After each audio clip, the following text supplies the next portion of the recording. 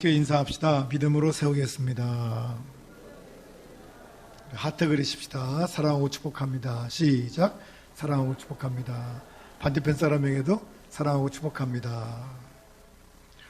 오늘이 무슨 날이죠? 광복절. 광복절이 무슨 날이에요?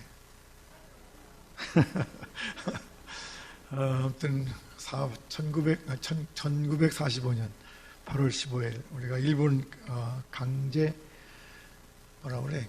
강점기, 일제 강점기에서 우리는 일제시대에 그랬는데 자꾸 말을 바꿔놓으니까 헷갈려요. 일제 강점기에서 해방된 날이 광복절이지요. 아무튼 광복절을 맞이해서 우리가 더욱더 하나님께 감사하고 또 우리 장로님 기도하신 대로 정말 반세기 만에 이렇게 아름답고 행복한 나라로 만들어주신 하나님의 은혜를 늘 기억하면서 믿음으로 살아야 될 줄로 믿습니다. 또한 오늘은 북한 선교주일입니다. 사실은 북한 선교주일. 우리 교회에서도 북한 선교 하고 있는 거 아시죠? 주보에 있어요. 북한 선교. 그래서 여러 선교사들을 돕고 있는데 그 중에 한 분이 이제 북한 선교입니다. 이름은 써놓지 않았어요. 북한 선교나 이런 데는 이름을 잘못 쓰면 나중에 어려움이 있어서 주보에다 그냥 북한 선교 그리고 있는데. 어디에 있는 거 아니? 단동에 있습니다. 이제 저도 교육을 오래 받았지만 지금도 뭐 교육받고 있고 교육 오래 받았잖아요. 그죠? 유치원, 초등학교, 중학교, 고등학교, 대학교 교육을 엄청 받았는데 여러분 교육 왜 받았어요? 교육의 목적이 뭐죠? 선생님들 계신데 죄송한데 선생님들은 다 배우셨을 거예요. 죄송한데 교육의 목적이 뭐예요? 교육에도 목적이 있더라고요. 나는 그냥 교육 그러면은 그냥 대학 가려고 공부하는 줄 알았더니 너 왜 공부하냐? 뭐 그러면 다 대학 가려고 잘 살라고 뭐 그런 거잖아요. 그런데 교육에도 목적이 있더라고요. 이제 우리나라에 교육기본법 있는데 그 교육기본법 2조에 교육 이념 그래가지고 또 목표가 나와요. 목적이. 근데 교육 목적은 뭐냐면 교육이라고 하는 것은 홍익인간의 이념 아래 모든 국민으로 하여금 인격을 도야하고 자주적 생활 능력과 민주시민으로서 필요한 자질을 갖추게 함으로써 여기까지는 교육의 내용이에요. 내용. 그럼 교육에 어떤 걸 가리키냐? 그럼 첫째는 홍익인간 이념, 또 인격 도야, 자주적 생활 능력, 민주시민으로서 필요한 자질 이런 것들을 갖추게 하는 것이 교육이에요. 나는 수학 배우고 국어 배우고 영어 배우는 게 교육인 줄 알았는데 교육이라는 게 그게 아니더라고요. 교육의 내용은 홍익인간, 널리 인간을 이롭게 하고 우리 국민으로 하여금 인격을 도야시켜서 자주적인 스스로 생활할 수 있도록 만들고 민주시민으로서 필요한 자질을 갖추게 하는 것이 내용이에요. 그렇게 해서 그럼 뭘 하고 그렇게 해서 우리에게 뭔가를 교육하는 목적을 줘야 되는데 그 목적이 뭐냐면 두 가지예요. 첫 번째는 인간다운 삶을 영위하게 하는 거. 첫 번째. 두 번째는 민주국가의 발전과 인류 공영의 이상을 실현하는데 이바지하게 하는.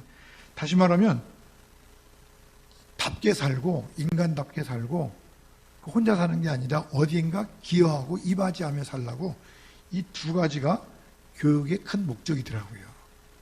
그러니까 교육받으면 나 잘 먹고 잘 살자, 잘 되자 이게 아니고 내가 올바른 인간이 되어서 어딘가 내가 보탬이 되고 기여하고 도움이 되는 그런 삶을 살아야 되겠다. 살게 해야 된다. 이것이 교육 목적이더라고요. 이제 알았죠? 교육 그래서 받은 거예요. 저도 이제 알았어요. 이제 설교 준비하면서 제가 찾아보니까 교육 이런 거더라고요. 야, 교육이 대단한 거예요. 근데 우리는 자꾸 이제 대학 가 이것만 얘기하니까 교육 그러면 맨 대학만 가는 게 교육인 줄 아는데 사실은 진짜 교육은 이런 거죠. 이런 거야. 그럼 재미난 거 이제 교육도 목적이 있는데 한글날이 언제죠? 10월 9일. 한글날이 10월 9일이에요. 한글을 왜 만들었을까요? 한글의 목적이 뭘까요? 재미난 거는 영어를 만든 목적, 일어를 만든 일본도 없어요. 일본에 제가 막 일본 그 좀 찾아보니까 그런 자료가 거의 없더라고요. 뭐 그 사람들이 있는지 모르겠지만 일본어를 만든 목적, 영어를 만든 목적, 불어를 만든 목적, 독일어를 만든 목적 이런 거 없잖아요. 그냥 독일 사람들은 독일말을 쓰고 일본 사람들은 일본말 쓰고 그런 거예요. 근데 우리 한글은요, 한글을 만든 목적이 있더라고요. 이것이 분명히 역사적으로 기록되어 있어요. 그리고 한글이 얼마나 과학적인 글자인고 하니, 한글은 그냥 재밌게 만든 글자가 아니라 우리 입모양을, 그러니까 입안에 있는 입천장이나 혓바닥이나 이빨이나 입모양이나 이런 모든 것들을 이렇게 움직임을 가지고 만든 과학적인, 아주 과학적인 글자라고 써 있더라고요. 훈민정음을 우리가 이제 한글이라고 하는데, 훈민정음을 설명한 그런 여러 가지 방법 중에 언해본, 해례본 이런 게 있는데, 쉽게 말하면 언해본이라고 하는 것은 우리 한글로 설명해 놓은 거고, 해례본은 한자로 설명해 놓은 거니까 해례본은 잘 몰라요. 이제 언해본, 우리가 고등학교 때인가 배운 기억이 나요. 언해본이 이렇게 기록되어 있죠. 이게 이제 그 원서, 그 앞에 서문인데, 서문에 이게 우리 옛날 글자라 잘 이게 좀 보기가 어렵긴 합니다만 우리 고등학교 때 외웠어요. 이거 세종어제 훈민정음 나란 말씀이 등극에 달아 문자바로 서로 삼았대 아니할세, 어린 백성이 느리고자 헐빼이셔도 마침내 제 뜻을 들어 펴지 못할 놈이 환이라. 뭐 그렇게 우리 그래서 대학 시험 보는데 나오기도 했거든요. 이 어려운 얘기인데 무슨 얘기냐면 알고 보면 쉬워요. 이런 얘기예요. 우리나라 말이 중국말과 달라서 문자가 한자하고 우리 한글로 한자를 쓰다 보니까, 갖다 쓰다 보니까 통하질 않아.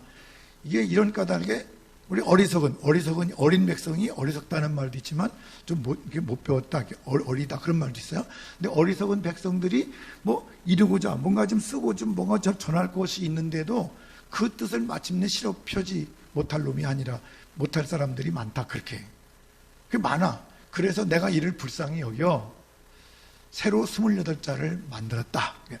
여기까지는요, 한글을 만들게 된 배경이에요, 배경. 그것이 이제, 그럼 한글을 만든 진짜 목적이 뭐냐?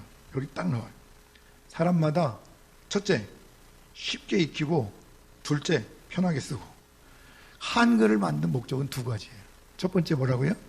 쉽게 배우고. 두 번째는 뭐라고요? 편하게 쓰고. 그래서 한글이 얼마나 쉽게 배우고 편한지 몰라요. 기억니은만 하면 되잖아. 붙이면 되잖아.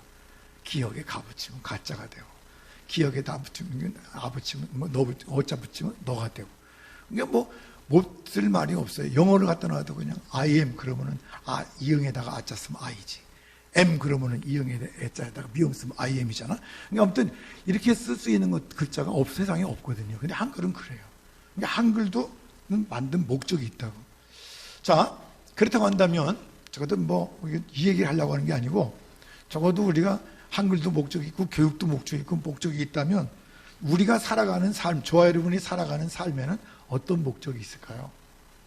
이제 우리가 지난번에 이제 웨슬리 웨스턴 표준 설교를 같이 나누고, 또 그리고 팔복을 같이 나누면서 하나님 나라를 나눴는데, 그 하나님 나라를 살아가는 백성들, 우리 하나님 나라를 살아가는데 그럼 왜 사냐 이 말이에요. 왜 사냐? 내가 살아가는 이유가 뭐냐 그 말. 골치 아프죠?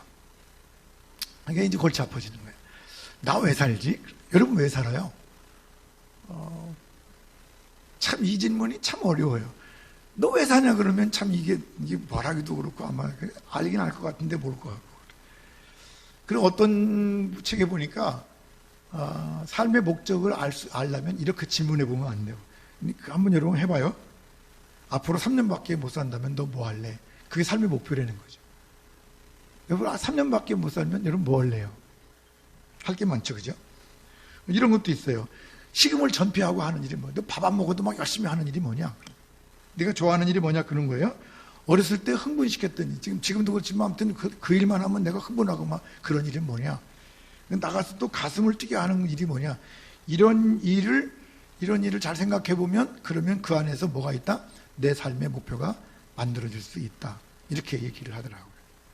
근데 전부 다 이거 이제 골치는 아픈데 어쨌든 나 중심이에요. 내가 이렇게 나 중심으로 생각하죠. 시작점이 항상 나로부터 시작해서 내가 어떻게 살고 어떻게 하고 이런 것들이 되죠. 나 중심의 질문은 여러 가지 또 있죠. 나는 무엇이 되기를 원하나, 아니면 나는 무엇을 해야 되나, 뭐 내가 뭐 해야 되지, 또 그리고 나의 목표는 뭐고, 야망, 미래의 꿈은 뭐야. 그래서 항상 중심이 뭐냐면 나는이죠. 우리는 너 왜 사니? 너 우리 삶의 목표가 뭐야? 그러면 나는 왜 살지? 그리고 항상 나를 중심으로 생각을 해요. 내가 왜 살지? 그렇게 생각을 하죠. 그래서 이 나를 중심으로 생각하면 고민이 생기고 혼란이 오고 어렵고 힘들어요. 왜 사는지 잘 모르겠어요. 헤르만 헤세라고 하는 분은 이런 얘기를 했어요. 인생에 주어진 의무는 다른 아무것도 없다네. 그저 행복하라는 한 가지 의무뿐. 우리는 행복하기 위해서 세상에 왔지. 근데 행복하기 위해서 왔죠. 근데 어떻게 행복할 거예요, 이거? 그건 알겠는데 행복이 뭔지는 뭐 하나님도 그랬잖아요. 우리를 보시고 아름답고 행복해라 그랬잖아요. 그러니까 행복해야 되는 건 알겠는데 그럼 어떻게 행복해야 되냐? 그럼 뭐 때문에 그러냐? 그런 거죠.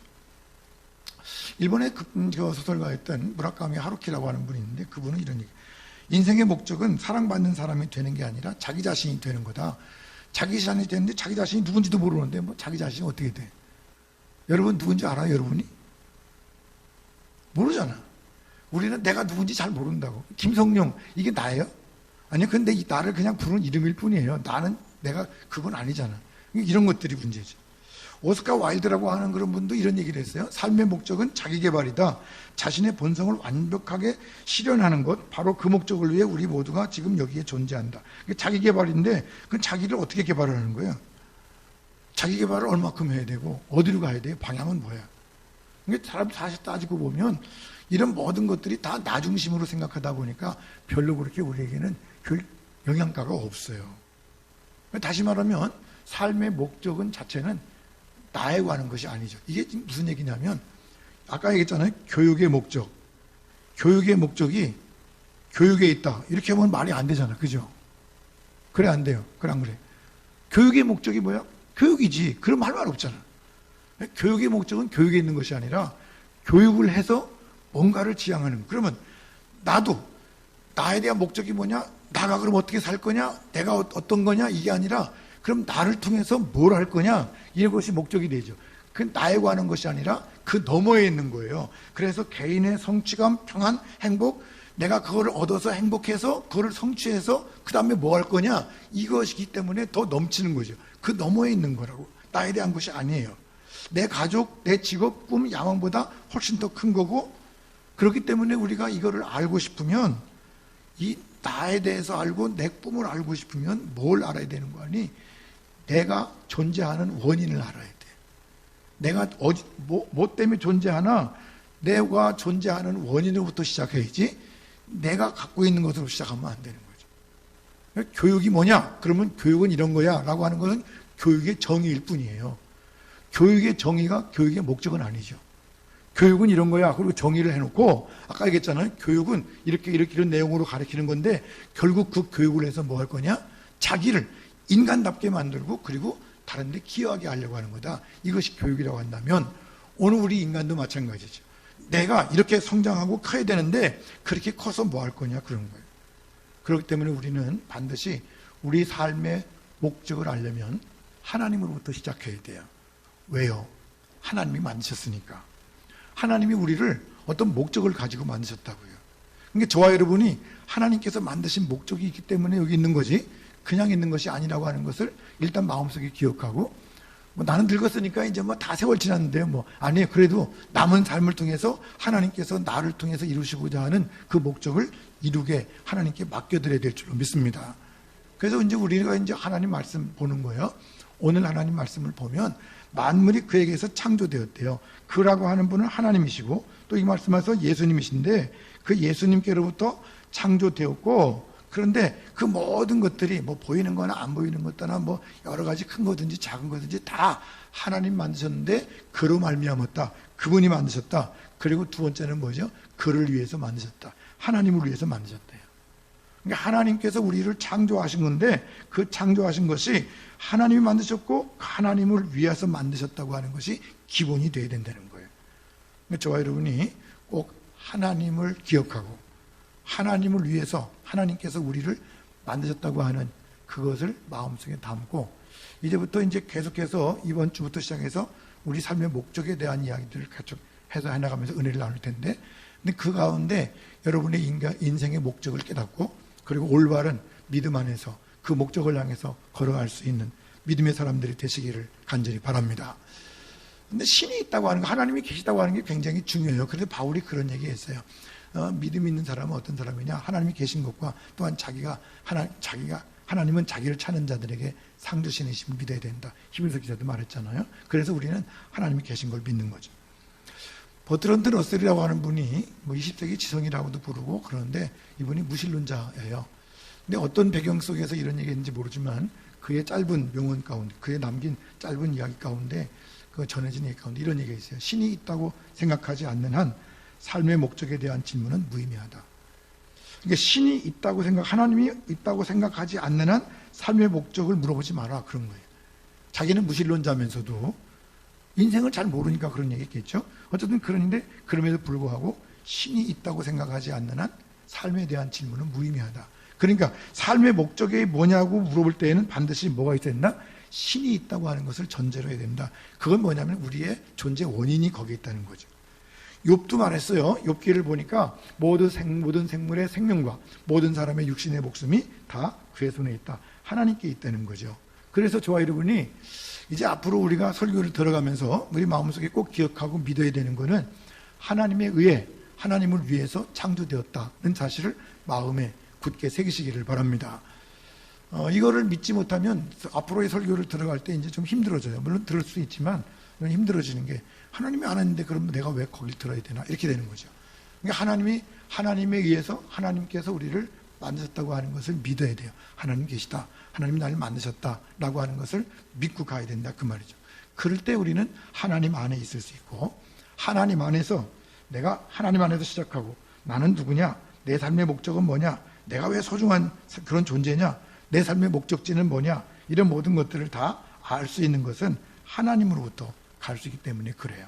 하나님으로부터 출발하고 하나님께서 우리에게 주신 것들이 있다는 사실을 마음속에 생각을 하고 이제부터 하나님과 하나씩 말씀 속에서 우리가 은혜를 나누면서 저와 여러분이 삶의 목적을 다시 한번 정립하고 올바른 믿음의 삶을 살아갈 수 있는 성도들이 될 수 있기를 간절히 바랍니다. 우리 교회 안에서 배우는 책 하나 있는데 목사님들 배우고 교인들도 배우는 책이에요. 우리 교회도 아직 안 배웠지만 웨스트민스터 신앙 고백까지인데 웨스트민스터 신앙 고백 소요리 문답 교리 문답 책이에요. 교리를 단답식으로 질문하고 대답하고 질문하고 대답하고 그래서 107가지를 써놓은 곳이 있어요. 그것이 웨스트민스터에서 그런 걸 결정하고 발표했다고 그래서 웨스트민스터 신앙 고백 소요리 문답 그러는데 107개가 있습니다. 107개. 그 중에 107개 질문 중에서 1번 질문이 뭐냐면 사람의 제일 되는 목적은 무엇이냐. 이게 이제 1번 목적이에요. 그러니까 모든 교리에 가장 앞서는 게 뭐냐면 인간의 목적이 뭐냐 그런 거죠. 그래서 이 소요리 문답 제1번 사람의 제일 되는 목적이 뭐냐 하는 것의 대답이 뭐냐면 이런 거예요. 사람의 제일 되는 목적은 하나님을 영화롭게 하는 것과 영원토록 그를 즐거워하는 것이다. 이것이 목적이라는 거죠. 하나님을 영화롭게 하고 영원토록 그를 즐거워한다. 그를 즐거워한다고 하는 말은 그를 기쁘게 한다 그런 얘기가 아니라 그분 때문에 내가 즐거워하는 거예요. 그분을 영원히 내가 다른 건 몰라도 그분 때문에 영원히 내가 즐거워한다. 이런 얘기거든요. 그러니까 이것이 첫 번째예요. 그런데 사실 인간의 삶의 목적을 이렇게 저렇게 여러 방향으로 따져봐도 하나님 이외의 다른 길들은 다 막다른 골목이죠. 이렇게 따져도 막다른 골목이고 저렇게 따져도 막다른 골목이 돼요. 왜 그럴까요? 결국 인간은 죽기 때문에 그렇죠. 어떤 걸 얘기해도 죽어요. 돈 많이 벌어서 뭐 할래? 그럼 죽죠. 그럼 유명한 사람 돼서 뭐 할래? 결국 죽죠. 많은 지식을 가지고 뭐 할래? 죽죠. 착한 일 많이 하고 뭐 할래? 죽죠. 그러니까 어쨌든 인간이 가질 수 있는 여러 가지 좋은 일들을 많이 한다 할지라도 그것에 결국은 죽음이라고 하는 것으로 끝나기 때문에 막다른 골목이죠. 하나님은 이런 막다른 골목을 만들어 놓지 않으셨어요. 그래서 그 막다른 골목이 아니라 이렇게 계속 지나갈 수 있는 길인데 그것을 우리는 뭐라고 부르는 거 아니? 영원이라고 불러요. 영원한 삶을, 영혼을 가지고 가게 하시죠. 그래서 하나님 만드신 그 길을 우리가 걸어가야 되는 거예요. 많은 사람들이 하나님을 자신을 위해서 하나님을 이용하려고 하죠. 하나님 이거 해주세요. 그렇기도 하고, 하나님 내 계획이 이런데요. 도와주세요. 그렇기도 하고, 안 도와주면 하나님 삐졌나 봐. 그러고 그러잖아요. 그러니까 우리는 자꾸 하나님을 이용하려고 그러는데, 하나님을 이용해서 뭔가를 이루려고 하는 것은 실패합니다. 이거는 100번 실패해요. 우리를 위해서 하나님이 존재하는 것이 아니에요. 오히려 하나님의 목적에 따라서 우리가 살아가는 거고, 하나님은 하나님의 목적에 따라서 우리를 사용하시는 줄로 믿습니다.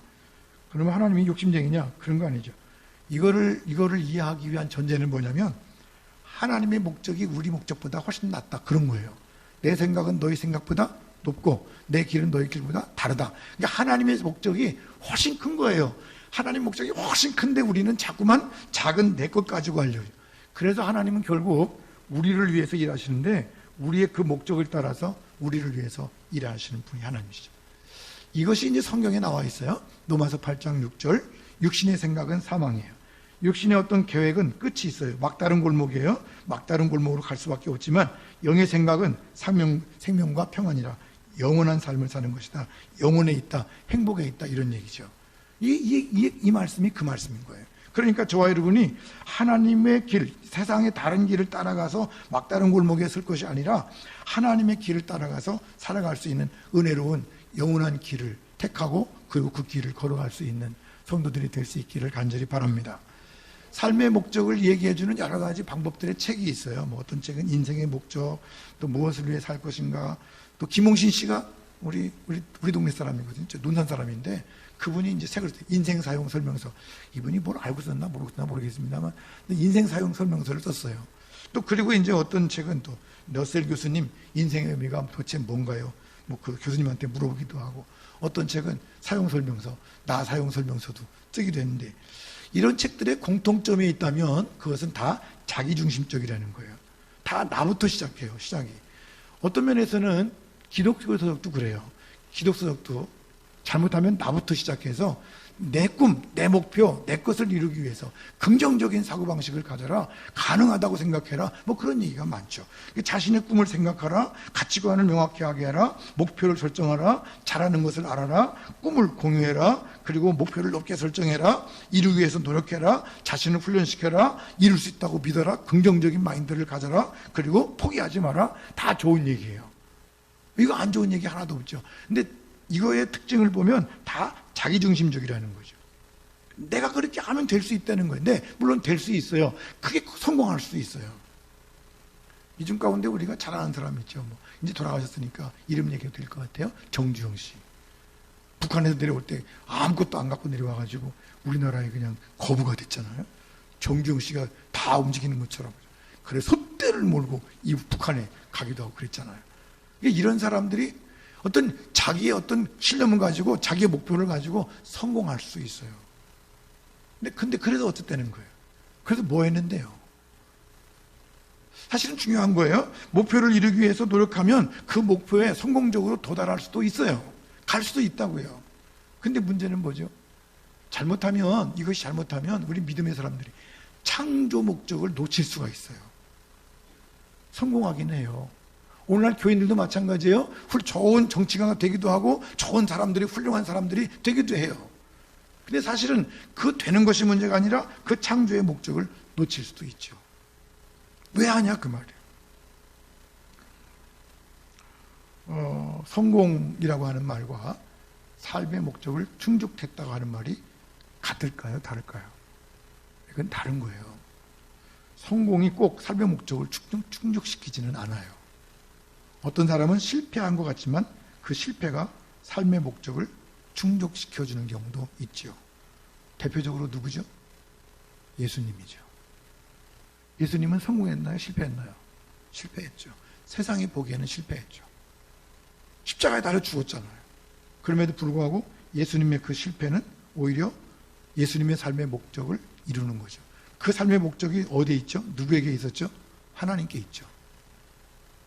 그러니까 우리도 마찬가지예요. 하나님께 있는 목적, 우리가 살아가죠. 성경 마태복음 16장은 이렇게 해석될 수 있어요. 마태복음 16장 25절, 누구든지 제 목숨을 구원하고자 하면, 제 목숨을 구원하고자 한다는 것은 성공하고자 하면 그건 성공하지 못할 것이다. 누구든지 나를 위하여 제 목숨을 잃으면 나를 위하여 제 목숨을 잃는다고 하는 말은 하나님의 목적을 찾는, 하나님의 창조의 목적을 찾으면 그거는 찾을 수 있을 것이다, 이런 말씀이죠. 그러니까 저와 여러분이 꼭 기억하셔야 돼요. 자꾸만 성공지향적인 삶을 살아가는 게 문제가 아니고 그 하나님의 창조 목적을 우리가 찾아가려는 목적을 가지고 그런 삶을 살아갈 때 우리는 의미 있는, 승리하는, 오히려 말씀 안에 성공하는 삶을 살게 될 줄로 믿습니다. 그렇다고 한다면 우리의 삶의 목적을 어떻게 발견할 수 있을까요? 두 가지 방법을 얘기할 수 있습니다. 첫 번째는 추리예요. 생각하는 거죠. 나는 항상 삶은 이런 거라고 생각을 해. 이런 것들이 내가 생각할 수 있는 가장 좋은 삶의 모습이야. 그런 거 생각할 수 있죠. 저도 후배들한테 그럴 수 있어요. 목회는 이런 거야, 이렇게 하는 거야, 이렇게 해야 돼, 이게 좋은 길이야. 근데 사실 따지고 보면 제가 말하는 게 제일 좋을까요? 아니요. 다른 사람들은 또 다른 걸 얘기해요. 또 다른 사람은 또 다른 걸 얘기한다고. 그 대부분 사람들이 이 추리하는 걸 생각하죠. 짐작하고 추측하고, 그래서 그거를 이론화시켜요. 그 이론화시킨 것을 우리는 뭐라고 말하는 거 아니? 철학이라고 그래요. 그 철학은 중요한 학문이긴 하지만 사실은 추측이죠. 그냥 누구든지. 그래서 철학은 다양해요. 이 사람은 이런 말하고 저 사람은 저런 말하고 다 자기중심적으로 얘기하는 거죠. 휴 무어헤드라고 하는 분은 철학 박사, 철학 교수인데 그분이 쓴 책 중에 하나가 이제 The Meaning of Life라고 하는 그런 책을 썼어요. 이 사람은 저명한 철학자, 작가, 그리고 학자들 250명에게 질문했어요. 뭘 질문하는 거 아니? 삶의 의미가 뭡니까? 무엇입니까? 하고 질문했는데 그 질문의 답을 다 얻어가지고 이 책을 썼대요. 근데 그 질문에 대답하는 사람들이 여러 부류가 있는데 첫 번째 부류는 뭐냐면 내가 제일 좋은 길을 제시해 줄게. 그리고 확실하게 얘기하는 사람이 있는가 하면 어떤 사람은 확실하진 않지만 내 생각은 이래. 그렇게 생각하는 사람도 있고 또 어떤 사람은 뭐라고 말하는 거 아니? 나는 아무것도 아는 게 없어. 아무래도 나는 잘 모르나 봐. 그런 사람도 있고 또 어떤 사람은 나는 모르는데 좀 알면 좀 가르쳐줘. 그런 사람도 있고. 그러니까 삶의 의미에 대해서 물어봤을 때 많은 학자들이 250명 가운데 많은 사람들이 이렇게 얘기했지만 한마디로 말하면 정확하지 않다 그 말이에요. 그러니까 추리라고 하는 건 사실 인간의 삶의 의미를 토론하고 조명해서 뭔가 밝힐 수는 있지만 결국 그것은 하나의 철학이고요. 철학은 그저 중요하긴 하지만 결국 추측이라고 하는 사실이죠. 철학보다 높은 거 있죠. 학문 중에 가장 높은 것이 철학이라고 하고 그 위에 가장 높은 것이 신학이라고 그러는데 신학이라고 하는 것은 꼭 신학교에서 공부해서만이 아니라 하나님을 아는 것을 신학이라고 그래요. 여러분 중요한 것은 철학을 가지고 추측해서 아무리 많은 것을 얘기한다 할지라도 하나님을 아는 사람보다는 못해요. 하나님을 아는 것이 가장 귀한 것이죠. 그러니까 추리 이외에 다른 대안이 하나 있다면 추리하고 철학 이거 말고 그것은 뭐냐면 계시 받는 거죠. 하나님께서 우리에게 열어서 보여주시는 거예요. 하나님의 말씀을 통해서 삶에 대해서 알려주시는 것이 중요한데 그렇기 때문에 우리는 항상 누구에게 물어봐야 되는 거 아니? 하나님께 여쭤봐야 돼요. 왜? 하나님이 계시해 주셨으니까. 그 계시를 통해서 우리가 알 수 있어요. 여러분 봐요. 어떤 발명품을 어떻게 쓰는 건지 그 목적을 쉽게 알 수 있는 방법은 만든 사람한테 물어보면 돼요. 얼마 전에 이제 제가 자동차를 고치러 갔어요. 그래서 제가 정비사하고 이렇게 얘기하다가 무슨 얘기를 하는 거 아니? 제가 모르는 얘기를 좀 했어요. 뭐라고 하는 거 아니? 정비사들은 참 좋겠어요. 왜요? 그래. 차 똑같은 차인데 맨날 고치러 오면 똑같은 거 다 아느니까 고장난 대로 고치면 되고 그러니까 얼마나 좋겠냐고. 그랬더니 저기 스타 보더니 선생님 뭘로 말씀하세요? 그러더라고. 뭘 모르는데요? 그랬더니 유세차는요 나올 때마다 가서 공부해야 돼요. 그러더라고. 신차가 하나 나오면 그 회사에 가서 공부하고 와야 되는데 여러분 그런 얘기 들어보셨어요? 현대에서 차를 하나 만들면 그 차에 대해서 현대에서 그 정비사들을 다 모아가지고 교육을 시킨대요. 왜 시켜요? 바뀐 게 있으니까. 그래서 거기서 공부하지 않으면 못 고친다는 거예요. 기판이 하도 많아가지고 모른다는 거예요. 그래서 제가 깜짝 놀랐어요. 중요한 것은 그 차를 만든 사람들이 알아요. 정비사들도 가서 공부해야 돼요. 끊임없이 공부해야 그래 가서 물어봐야 알거든요. 그러니까 정비하다가 자기들도 모르면 본사에 전화하더라고. 그쪽에 전화해가지고 이건 이런 현상이 나타나는데 이거 어떻게 하면 좋냐고.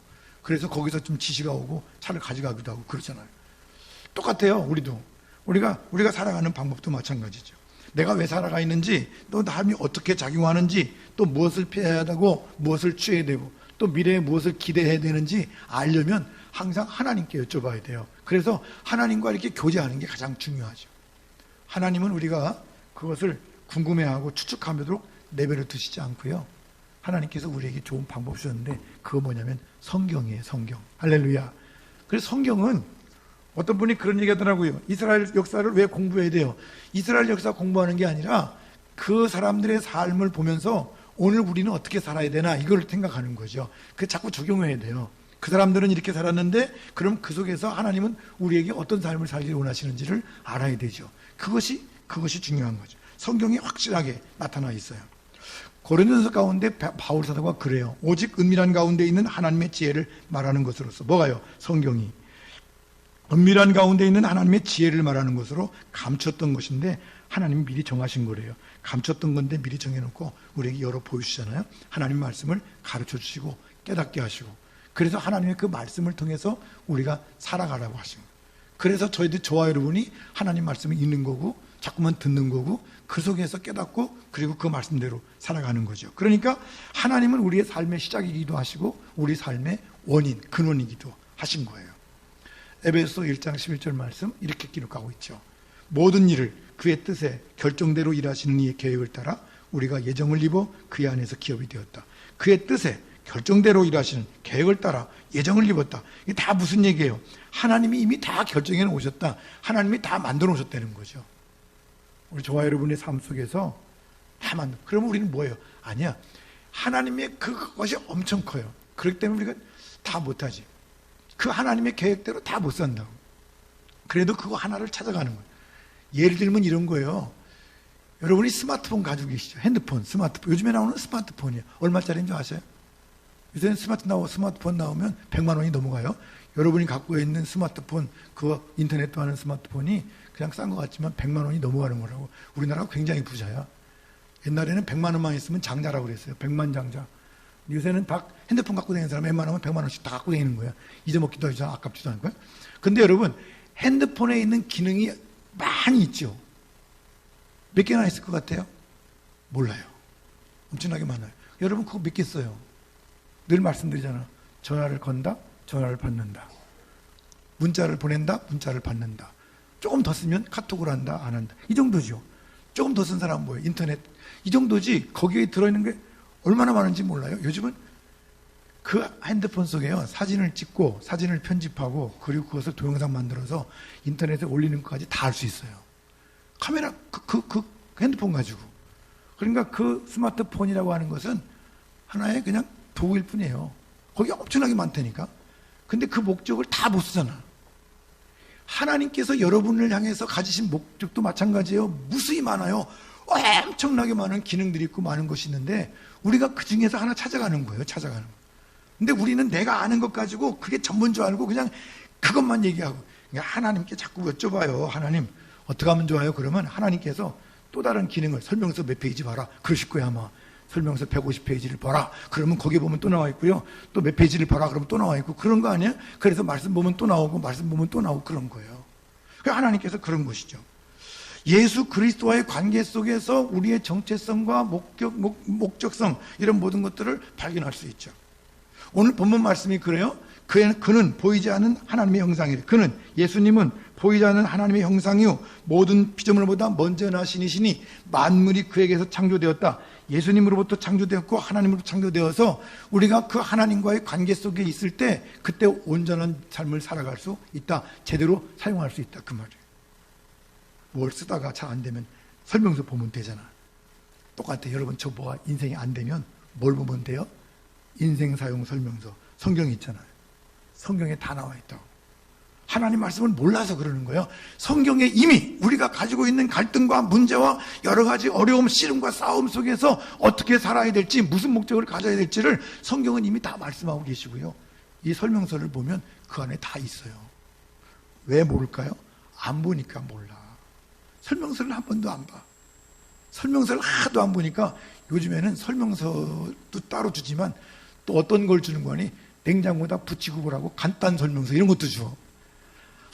하도 안 보니까 그냥 그거 몇 가지 정리해 주잖아요.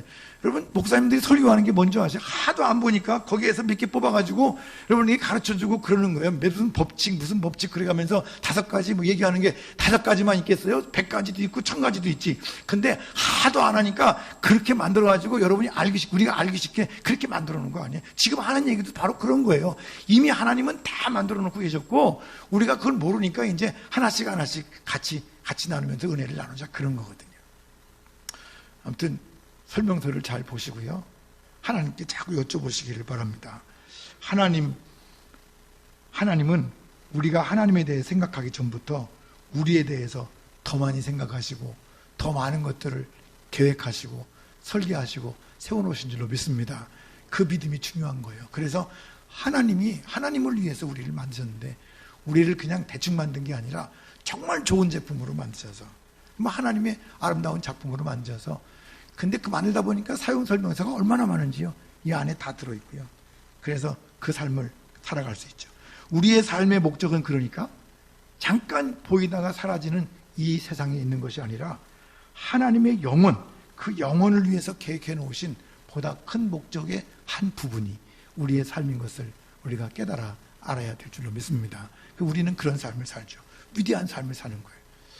이게 이제 앞으로 몇 시간 할지 모르지만 다음 주부터 계속 시리즈로 갈 거예요. 오늘 시간이 다 돼서 이제 다음부터는 이제 우리가 그러면 어떻게 하나님이 어떤 목적을 갖고 계신가 말씀드렸지만 수도 없이 많은 것 중에서 이제 하도 우리가 모르니까 이제 몇 가지를 이제 추려가지고 간편 설명서를 이제 만들듯이 하나씩. 근데 그것만 알아도요 얼마나 감사한지 몰라요. 여러분, 안드레이 비토프라고 하는 분은 러시아 소설가인데 이분은 무신론자였어요. 이분이 고민이 많았습니다. 어떤 고민인가 하니 나는 왜 살지? 내 인생의 의미가 뭘까? 아무리 생각해도 안 나는 거예요. 근데 어느 날 이분이 기차역을 이렇게 지나가는데 그 역 안에 써있는 글씨가 하나 있어요. 그것이 뭐냐면 그것이에요. 하나님 없이는 삶을 이해할 수 없다.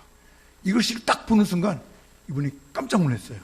그래, 내가 아무리 생각해도 안 됐었는데 하나님이라고 하는 분이 계시다면 내 삶의 의미를 알 거야. 그리고 이분이 다시 말씀을 보기 시작하고 크리스찬으로 변화되는 그런 과정을 쓴 책이 있어요. 여러분, 놀라운 거는 하나님이 없이는 삶을 이해할 수 없어요. 이걸 여러분 마음속에 담으시기를 바라고요. 오늘부터 한 주간 동안 살아가면서 하나님이 나를 창조하셨는데 하나님을 위해서 만드셨다. 하나님은 분명한 목적이 있다. 하나님 알려주세요. 아무튼 다음 주부터 설교 들으면서 알게 하시고 성경 말씀을 통해서 알게 하시고 그래서 원대한 영원한 그 큰 무한한 하나님의 그 계획 속에서 내가 어떻게 하나님의 그 창조의 목적에 합당하고 살아가게 되는지 가르쳐 주시고 깨닫게 하셔서 정말 복된 삶을 살아갈 수 있도록 도와주시옵소서. 기도하면서 한 주간 승리하시기를 간절히 바랍니다. 기도하십시다. 하나님 아버지, 은혜를 진심으로 감사를 드립니다. 하나님 없이는 우리 삶의 목적을 이해할 수 없습니다. 근데 우리는 자꾸 교만해서 우리가 뭘 좀 아는 것처럼 안다고 생각하고 자꾸 추측하고 또 추측하고 그래서 우리의 삶의 목적을 뭔가를 만들어내려고 생각을 합니다. 그러나 주님은 엄청난 계획을 이미 우리가 태어나기 전부터 우리를 위해서 가지고 계시고 우리가 그거를 따라가며 그 창조 목적을 알고 우리가 그 하나님 말씀에 순종하기를 원하시는데 하나님 이제부터 우리가 하나님 주신 지혜와 은혜를 가지고 그 하나님 목적을 배우며 또 하나님 목적을 깨달으며 그 목적을 실천하며 살아갈 수 있는 복된 믿음의 사람들이 다 되게 하여 주시옵소서. 예수님의 이름으로 간절히 기도하옵나이다. 아멘.